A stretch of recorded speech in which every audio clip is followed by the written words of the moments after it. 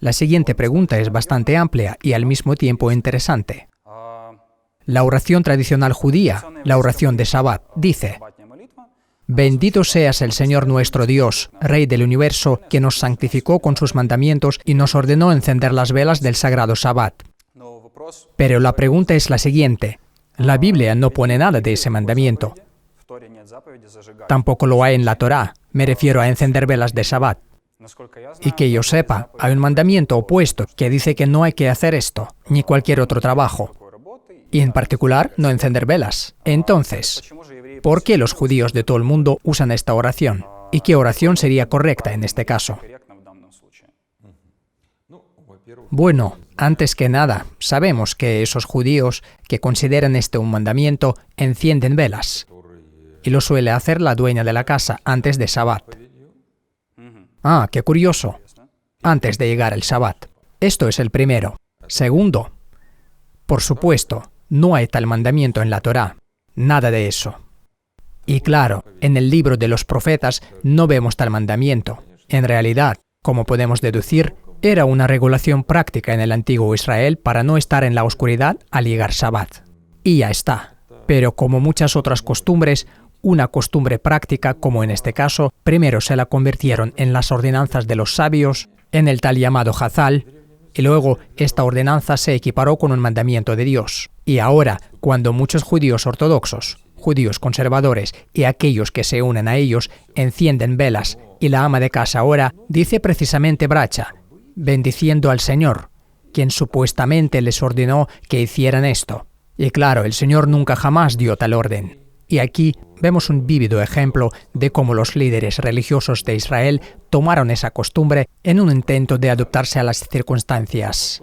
Esta costumbre se convertía poco a poco en una norma, luego la norma obtuvo fuerza legislativa. Entonces, cuando los tal llamados sabios de Israel convirtieron esa costumbre en la ley, con el tiempo la ley se equiparó con el poder de los mandamientos de Dios. Es cuando introdujeron una bracha, una oración especial que decía: Bendito seas el Señor, Rey del universo, que nos ordenó hacer esto y aquello, en este caso encender las velas del sábado. En esencia, equipararon su mandamiento, que inicialmente tenía un significado práctico, a la palabra de Dios, al mandamiento de Dios, teniendo en cuenta que en este caso lo iban a cumplir todos. Y esto es lo que sucedió. Lo que está sucediendo ahora es que este mandamiento se ha convertido en una acción puramente ritual, que en condiciones normales no tiene nada que ver con la utilización práctica, incluso para la celebración de Shabbat, ya que ahora en casi todo el mundo hay electricidad, y más que nada encender velas, 2 velas, y especialmente si se trata de una casa grande, no te sirve de mucho. Y ahora podemos rastrear estas etapas, que realmente a alguna gente le parece ser la historia nacional llena de emoción, a otros algo sagrado, una gran tradición, y hay gente que lo ve como una cierta curiosidad. Y en función de cómo lo ven, así lo respetan. ¿Significa eso que no podemos encender velas? Claro que no, porque el encender velas de ninguna manera contradice la Torá, y tampoco contradice toda la Escritura. Pero la oración que dice que el Señor nos lo ordenó es evidentemente incorrecta. Por ejemplo, hay una oración que dice que Mashiach es la luz del mundo e ilumina nuestro hogar. ¿Es un pecado? Y si es así, ¿qué gravedad tiene ese pecado para los sabios, los rabinos, que asumen la responsabilidad de equiparar tales ordenanzas con el mandamiento de Dios? ¿Qué tan serio es esto? ¿Qué tan peligroso es esto? ¿Y cómo afecta esto al pueblo judío hoy? Bueno, considero que esta pregunta es extremadamente importante para todos los que creen en el Dios de Israel.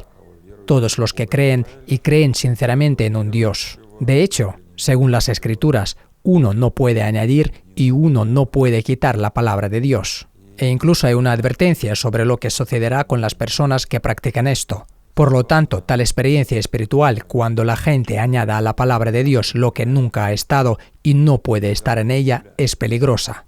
Es peligrosa. Y no solo lo vemos en la historia de Israel, sino también en la historia del cristianismo.